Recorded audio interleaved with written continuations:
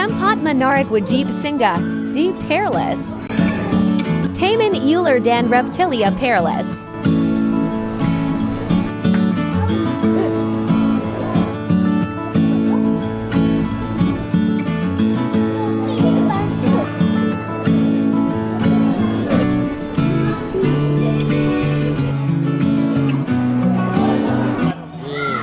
Kulit ular sawah batik yang dah mati ya.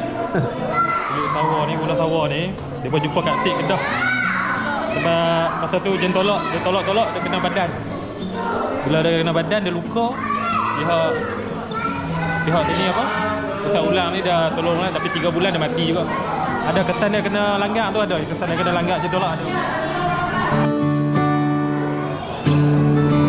Ya, kat sini selain daripada ular, kat sini juga ada banyak binatang lain ya, macam iguana, kucing, macam mini zoo lah. Kalau bawa budak-budak yang syok lah sini, main enjoy lah. Jom kita ronda lagi.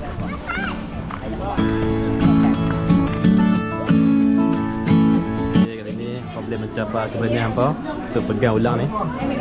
Berani boleh pegang. Hanya. Gimana?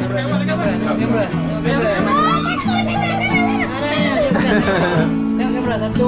Salah person mah. Okey, isi. Okey. Wah, okey.